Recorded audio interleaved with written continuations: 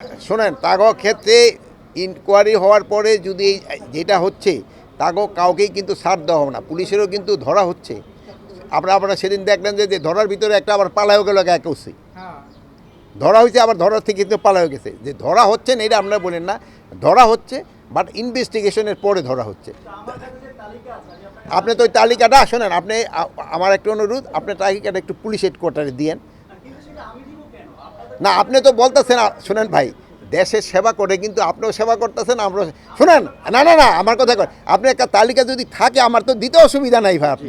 আপনার কাছে যদি না না আমার কথা শেষ করতে দেন, আপনার কাছে যদি তালিকা থাকে আপনি আমাকে দেন।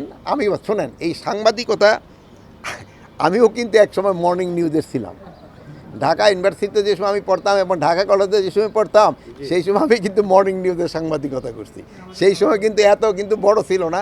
সেই সময় আমাদের দিত 20 টাকা আর প্রতিটা লাইনের জন্য 10 পয়সা করে আর 1 টাকা করে পেপার বেশি। এই জন্য আপনার যত বেশি সংবাদ হতো ইন্ডিভিজুয়ালের অত বেশি পয়সা পাওয়া যেত। বাট এখন আপনাদের বিস্তৃতি হয়েছে, আপনারা খুব ভালো ভালো কাজ করছেন।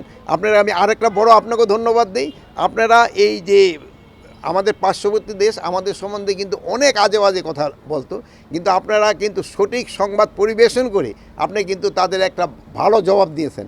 এই জন্য কিন্তু এরা এখন আর এই আজে বাজে কথা কিন্তু এরা লিখে না। তা আমি আপনাদের কাছে এই জন্য আপনাদের কাছে আমি কৃতজ্ঞ এবং আপনাকে আমি ধন্যবাদ দিচ্ছি। আপনারা খুবই ভালো কাজ করছেন। ভবিষ্যতেরও আপনারা একটা সঠিক এবং স্বচ্ছ সংবাদ দিবেন এবং আর একটার সাথে কি সাংবাদিকতা অনুসন্ধানী সাংবাদিকতাটা একটু বেশি করবেন। এটা করলে কিন্তু জনগণের উপকার হয়, আমাদেরও উপকার হয়। এই যে অনেক সময় আপনারা এখানে জিজ্ঞেস করেন, আমি হয়তো অনেক সময় অনেকটা বাট আপনারা যেসব মিডিয়া লেখেন ওটা আমরা দেখলে আমাদের সুবিধা হয়। তা আপনারা ভালো থাকেন, আল্লাহ হাফেজ।